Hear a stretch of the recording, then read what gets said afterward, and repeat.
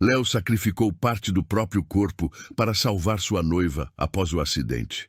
Em troca, ela o abandonou e aceitou o dinheiro do milionário culpado pela tragédia. Mal sabia ela que o destino não perdoa uma traição como essa. A música do restaurante era baixa. Os talheres de prata brilhavam. Eu não acredito que você teve a coragem de aparecer aqui. A voz de Isabela cortou o ar. Léo olhou para ela. Depois olhou para Ricardo, o homem ao seu lado. Eu só queria conversar, disse Léo calmamente. Isabela riu. Um som agudo, cruel. Conversar sobre o quê? Sobre como você é metade de um homem agora? O salão ficou em silêncio. Casais pararam de comer. Os garçons congelaram. Os olhos de todos se voltaram para a mesa deles. A humilhação era um espetáculo público. Ricardo sorriu presunçoso. Ouça sua ex-noiva, seja razoável. Ele se inclinou para a frente, tentando exibir poder. Falando em ser razoável, um passarinho me contou que a estrutura do seu novo prédio, o Titan Tower, usou uma liga de aço mais barata. Uma pequena economia que pode custar caro sob pressão sísmica. O sorriso de Ricardo desapareceu. Como você... Léo o interrompeu. A liga correta seria a 4340, com tratamento térmico. Vocês usaram a 1020. Funciona em teoria, mas qualquer engenheiro de verdade sabe que ela não aguenta a fadiga do material a longo prazo. É uma falha catastrófica esperando para acontecer. Isabela olhava de um para o outro confusa. Ricardo estava pálido. O choque no rosto dele era a pequena vitória de Léo. Como aquele homem simples, aquele meio-homem, poderia saber de algo tão específico? O silêncio do restaurante foi quebrado por uma cadeira se arrastando. Um homem mais velho, de terno elegante e cabelos grisalhos, se levantou de uma mesa distante. Ele caminhou com um propósito calmo em direção a eles. Todos os olhares o seguiram. Ele parou ao lado de Léo. Seus olhos, no entanto, estavam fixos em Isabela. Senhorita Isabela, talvez não se lembre de mim. A voz dele era grave, tinha o peso da autoridade. Meu nome é Almeida. Fui o cirurgião-chefe que liderou a equipe que salvou sua vida. Isabela empalideceu ainda mais. Ricardo franziu a testa, sem entender. Dr. Almeida continuou, sua voz se projetando para que todos ouvissem. Seus ferimentos eram catastróficos. A pelvis foi esmagada. A hemorragia interna era massiva. Nenhum procedimento padrão funcionaria. A sua única chance era um autotransplante de tecido vascularizado. Um procedimento experimental, perigoso. Ele fez uma pausa. O restaurante estava mudo. Precisávamos de um doador. Alguém disposto a sacrificar uma quantidade enorme de tecido muscular e nervoso da parte inferior do corpo. Um sacrifício que sabíamos que teria consequências permanentes e irreversíveis para o doador. Os olhos do médico encontraram os de Léo com um respeito profundo. Depois, voltaram para Isabela, frios como gelo.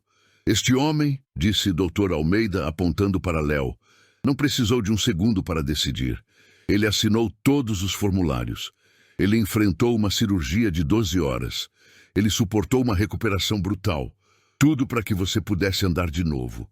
Para que você pudesse viver. O médico se inclinou um pouco, a voz baixando para um sussurro que todos podiam ouvir. Então não, senhorita. Ele não é metade de um homem. Ele é o homem inteiro que abriu mão de uma parte de si, para que você pudesse ser inteira novamente. Um garçom deixou uma bandeja cair. O estrondo ecoou no silêncio. O gerente do restaurante se aproximou rapidamente da mesa. Seu rosto era uma máscara de constrangimento e repulsa. Senhor Ricardo, senhorita Isabela, peço que encerrem sua noite. Por favor, retirem-se. Humilhados, eles se levantaram. Os olhares de desprezo os seguiram até a porta. Dr. Almeida colocou a mão no ombro de Léo. O que ela fez foi desumano. Eu vi a sua devoção naquele hospital. Se precisar de ajuda para qualquer coisa, estou ao seu lado. Léo o encarou. Pela primeira vez em meses, A solidão em seus olhos deu lugar a uma faísca de esperança. A pequena vitória de Léo no restaurante durou pouco. No dia seguinte, a guerra mudou de campo. O campo de batalha era a internet. E Ricardo tinha um exército. Léo estava em seu apartamento simples, a luz do tablet iluminando seu rosto cansado. As manchetes eram brutais. Empresário acusado injustamente por ex-funcionário vingativo. Fotos antigas dele e Isabela, sorrindo, agora eram usadas com legendas venenosas. Havia um artigo de um portal de fofocas. Nele, Isabela chorava. Dizia que amava Léo, mas que o comportamento dele se tornou obsessivo após o acidente. Ela dizia que temia por sua segurança. Era uma mentira perfeita, fabricada com dinheiro e maldade. Comentários de perfis falsos inundavam as postagens. Abusador, louco. Deixem ela em paz. O Tribunal da Opinião Pública, manipulado por uma fortuna, o declarava culpado. A porta se abriu. Era o Dr. Almeida. Ele olhou para a tela, depois para o rosto de Léo. A raiva em seus olhos era fria e afiada. Eles não vão vencer com mentiras, Léo. Nós vamos usar a verdade. O consultório do Dr. Almeida era o oposto do apartamento de Léo. Organizado, silencioso, um lugar de poder. Livros de medicina cobriam as paredes. Aquilo que você disse sobre o aço no prédio, começou o médico, era um blefe? Léo balançou a cabeça. Não.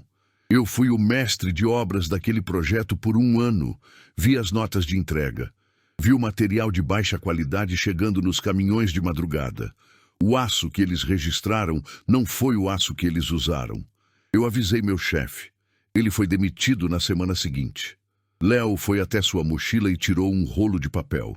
Eram as plantas originais do edifício. Eu guardei uma cópia. Conheço cada duto, cada corredor de serviço, cada falha de segurança daquele lugar. Ricardo economizou em tudo. A segurança dele é uma fachada. Dr. Almeida olhou para as plantas, depois para Léo. Um plano começou a se formar. Um plano simples e direto. A gala anual de caridade da empresa dele é em 2 semanas, disse o médico. A imprensa inteira estará lá. Investidores, políticos, o palco perfeito. Eu não posso entrar lá, disse Léo. Você não vai entrar pela porta da frente, respondeu Almeida. Eu sou um dos maiores doadores do hospital que a gala beneficia. Vou conseguir 2 convites. Eu vou ao palco fazer um discurso. Vou manter Ricardo e sua equipe de segurança ocupados, olhando para mim. E você vai fazer uma visita à sala do servidor dele. 2 semanas depois, à noite da gala, o salão principal do Titan Tower brilhava, lustres de cristal, música clássica, o som de taças de champanhe. Doutor Almeida subiu ao palco, impecável em seu smoking. Ele segurava um microfone. É uma honra estar aqui para celebrar a generosidade de um homem como Ricardo. Ricardo, na primeira fila, sorriu, vaidoso. Enquanto isso, nos porões escuros do mesmo prédio, Léo se movia. Ele vestia um macacão de manutenção. O cheiro de poeira e óleo enchia o ar. Ele consultava as plantas em seu celular, a luz da tela iluminando os corredores úmidos. Ele passou por uma câmera de segurança desativada, uma das economias de Ricardo. Forçou uma porta de acesso emperrada. O som do metal rangendo ecoou alto demais. Ele congelou. Esperou. Nada. Ele continuou, o coração batendo contra as costelas. Ele encontrou um duto de ventilação, exatamente como nas plantas. Um atalho que passava por cima do posto de segurança principal. O espaço era apertado, claustrofóbico. O som da festa era um eco distante acima dele. Finalmente, ele saiu em um corredor de serviço silencioso. À sua frente, uma porta de metal sem identificação. A sala do servidor. Ele digitou o código no teclado ao lado. 1, 2, 3, 4. O código patético que Ricardo usava para tudo. A luz ficou verde. A porta destravou. A sala era fria. Fileiras de servidores piscavam luzes verdes e azuis. Léo foi direto ao terminal principal. o que Ricardo chamava de seu cofre pessoal. Ele conectou o pendrive. Uma janela de transferência apareceu. Os arquivos eram pesados. Planilhas, e-mails criptografados, registros de contas em paraísos fiscais. A barra de progresso se movia com uma lentidão torturante. No salão, Dr. Almeida contava uma longa história, elogiando a falsa integridade de Ricardo. O público ria de uma piada. Ricardo bebia seu champanhe, totalmente absorto. No porão, a barra atingiu 99%. Léo prendeu a respiração. Transferência concluída. Ele puxou o dispositivo. No mesmo instante, ouviu passos no corredor. Firmes, apressados. Um som de bip soou do lado de fora. Alguém passou um cartão de acesso. A maçaneta da porta começou a girar. Existe uma dor que rasga a alma de um jeito diferente. É a dor de ser traído e publicamente humilhado pela pessoa que você protegeu, por quem você sacrificou um pedaço da sua própria vida. Essa cena te deu um nó na garganta também? Você já sentiu o gosto amargo de ter seu maior ato de amor transformado numa arma contra você? Se você entende o peso terrível dessa injustiça, deixa um sim nos comentários, só para eu saber que você está aqui comigo. A maçaneta girou. Léo se jogou para trás, no vão escuro entre duas fileiras de servidores, um segundo antes da porta se abrir. Uma faixa de luz cortou a escuridão. Um segurança entrou, o feixe de sua lanterna varrendo a sala fria. Léo prendeu a respiração, o metal gelado da estrutura pressionando suas costas. O feixe de luz dançou sobre os cabos, passou a centímetros do seu rosto e continuou. O rádio do guarda crepitou com uma chamada sobre um carro mal estacionado. Distraído, ele deu uma última olhada superficial na sala, saiu e fechou a porta. O clique da fechadura foi o som mais alto que Léo já ouvira. Ele esperou 10 segundos. Depois, se moveu. Ele tinha o veneno. Agora precisava injetá-lo. Navegando pelos corredores de serviço que conhecia como a palma da mão, ele subiu 2 lances de escada de emergência e chegou ao corredor do mezanino. Ali ficava a pequena sala de controle audiovisual que comandava todo o evento. Ele espiou pela janela da porta. Um único técnico, jovem, entediado, monitorava as telas. Léo pegou seu próprio rádio, um modelo barato que comprara para a operação, e mudou para o canal da equipe do evento. Disfarçando a voz, ele falou: "Atenção, AV. Doutor, Almeida está solicitando uma mudança na iluminação do palco. Presença imediata necessária nos bastidores." O técnico ouviu, resmungou e se levantou, saindo da sala apressado. Era a chance. Léo entrou. A sala era pequena, quente, cheia de equipamentos. Na tela principal, a apresentação de slides do Dr. Almeida estava aberta. Faltavam apenas 2 slides para o fim. Léo inseriu o pendrive. Ele não trocou o arquivo. Ele o modificou. Embutiu um gatilho. Um comando oculto que, ao invés de passar para o slide final, iniciaria uma sequência de imagens que ele havia preparado. Ele trabalhou rápido, os dedos voando sobre o teclado. Em 30 segundos, o trabalho estava feito. Ele removeu o pendrive e saiu da sala, desaparecendo no corredor momentos antes do técnico retornar. De volta ao salão principal, Dr. Almeida estava no auge de seu discurso falso. A integridade de Ricardo não é apenas uma palavra, é uma fundação. A mesma fundação sólida sobre a qual ele construiu esta empresa e seu legado. Ricardo sorria, a personificação do sucesso. Dr. Almeida olhou para o telão, onde uma imagem corporativa brilhava. Era a hora. E para nos mostrar a visão de futuro que essa integridade está construindo, vamos dar uma olhada no próximo slide. Ele apertou o botão do passador de slides. A imagem corporativa piscou. Por um instante, o salão ficou escuro. Então, uma nova imagem surgiu. Não era um gráfico. Era uma planilha. Linhas e mais linhas de números. A coluna do título dizia: Transferências internacionais, anexo C. Nomes de empresas de fachada em paraísos fiscais eram visíveis ao lado de valores de 6 dígitos. Um murmúrio percorreu a multidão. Ricardo parou de sorrir. Ele olhou para a cabine de AV, confuso. Antes que pudesse fazer qualquer coisa, a imagem mudou novamente. Um e-mail de Ricardo para o diretor financeiro. Assunto: relatório de aço estrutural.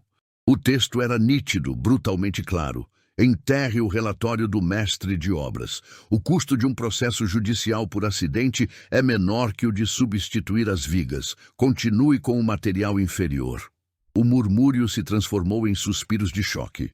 Celulares se ergueram por todo o salão, gravando. A tela mudou de novo. Laudos de segurança forjados.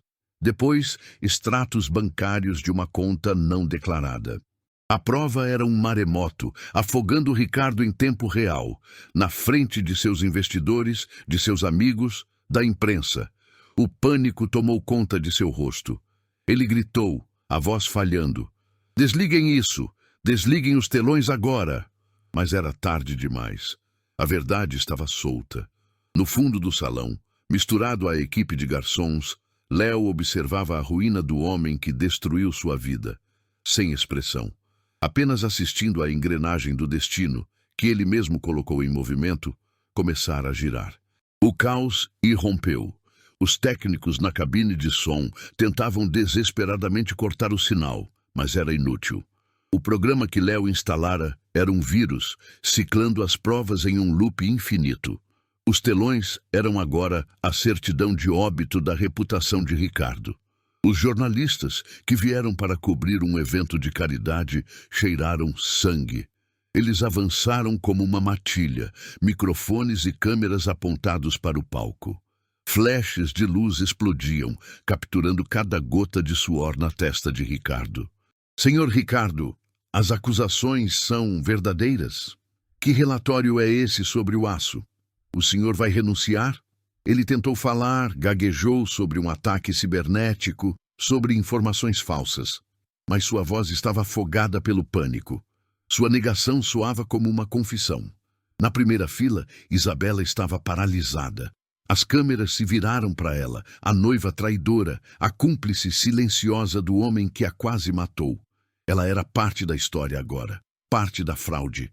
Os sussurros da elite ao seu redor não eram mais de admiração, mas de puro desprezo. Então, as portas duplas do salão se abriram com força. O barulho fez todos se virarem. Não eram seguranças do hotel. Eram 4 homens e uma mulher, vestidos em trajes sóbrios e escuros. Policiais federais. Eles se moveram com uma eficiência fria, abrindo caminho pela multidão chocada. O homem que liderava, um delegado de rosto severo, caminhava direto para o palco. Ele não olhou para a imprensa. Ele não olhou para a plateia. Seus olhos estavam cravados em Ricardo. O barulho no salão diminuiu até se tornar um silêncio tenso. O ar ficou pesado. A festa havia acabado. O julgamento estava começando. O delegado subiu os degraus do palco, pegou o microfone da mão trêmula de Ricardo e se virou para a multidão. Sua voz era calma, mas ressoava com o poder do Estado. "Boa noite a todos. Meu nome é Delegado Marques." Ele se virou para Ricardo. "Ricardo Bastos, em nome da República Federativa do Brasil, e em virtude de um mandado expedido nesta tarde, o senhor está preso." Um suspiro coletivo percorreu o salão. O delegado não parou. As acusações incluem fraude fiscal, evasão de divisas, lavagem de dinheiro e, a mais grave, crime contra a segurança pública por deliberadamente usar materiais de construção inadequados, colocando em risco a vida de milhares de pessoas. Ele fez um sinal. 2 agentes subiram ao palco. Por ordem judicial, a partir deste exato momento, todos os seus bens pessoais e os ativos de suas empresas estão congelados. O império de Ricardo, construído sobre mentiras, desmoronou em 30 segundos. Os agentes pegaram os braços de Ricardo. O som metálico das algemas se fechando no pulso dele ecoou pelo salão. Foi um som definitivo, o som da justiça. Enquanto o levavam para fora do palco, humilhado, um jornalista veterano, que recebera uma dica anônima horas antes, gritou a pergunta final. A pergunta que conectava tudo. Delegado, é verdade que Ricardo Bastos era o motorista e estava embriagado no acidente que quase tirou a vida de Isabela Moraes 1 ano atrás? O delegado não respondeu, mas o rosto de Ricardo disse tudo. Um último flash de câmera capturou seu olhar de puro terror. A última mentira, a mais suja de todas, havia sido exposta. Ele não era apenas um fraudador. Ele era o vilão desde o começo. Isabela assistiu a tudo, petrificada. A fortuna, o status, o futuro que ela escolheu em vez de Léo, tudo se desintegrou diante de seus olhos. Ela estava sozinha, no centro do desastre que ajudou a criar. O destino não apenas cobrou a conta, ele a levou à falência. Com Ricardo fora, as câmeras e os microfones se viraram para o alvo que restou. Isabela estava no centro de um furacão de flashes e perguntas. Você sabia da fraude? Qual era o seu envolvimento? Você o acobertou pelo acidente? As vozes a atingiam de todos os lados, mas ela não conseguia formar uma palavra. Seus olhos, largos de pânico, procuravam no salão por um rosto amigo, um aliado, qualquer um. Mas ela não encontrou nada. Encontrou apenas um mar de costas viradas.